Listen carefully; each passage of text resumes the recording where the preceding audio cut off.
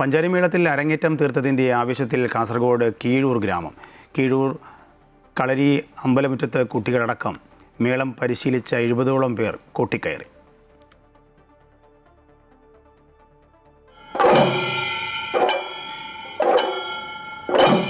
നാടിനെയും നാട്ടുകാരെയും ആവേശത്തിലാഴ്ത്തി പഞ്ചാരിമേളത്തിന്റെ വിവിധ കാലങ്ങളിലൂടെ കീഴൂർ കളരി അമ്പലമുറ്റത്ത് മേളം പെയ്തിറങ്ങി.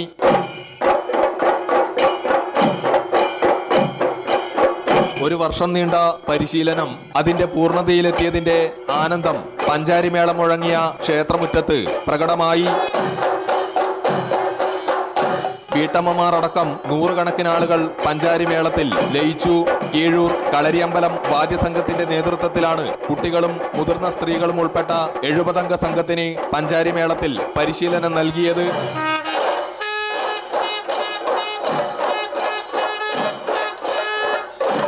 വാദ്യതിലകം തൃക്കണ്ണാട് രാജേഷ് മാരാരാണ് പരിശീലനം നൽകിയത്.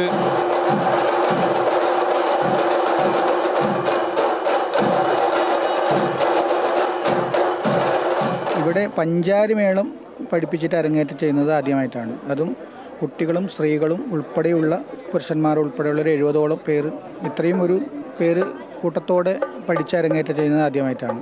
അങ്ങനൊരു ആവശ്യമായി ഇതിൻ്റെ ഭാരവാഹികൾ സമീപിച്ചപ്പോൾ അതൊരു അഭിമാനപൂർവ്വം ഞാൻ ഏറ്റെടുത്ത ഒരു സംഭവമാണ്. കേരള ജൈവ വൈവിധ്യ ബോർഡ് മെമ്പർ സെക്രട്ടറിയും പോലീസ് ഓഫീസറുമായ ഡോക്ടർ വി ബാലകൃഷ്ണൻ പഞ്ചാരിമേളം അരങ്ങേറ്റത്തിൽ മുഖ്യാതിഥിയായിരുന്നു. കഴിഞ്ഞ 20 വർഷക്കാലത്തിനിടയിൽ വാദ്യകലയിൽ നിരവധി കലാകാരന്മാർക്ക് കീഴൂർ കളരി അമ്പലം പരിശീലനം നൽകിയിട്ടുണ്ട്.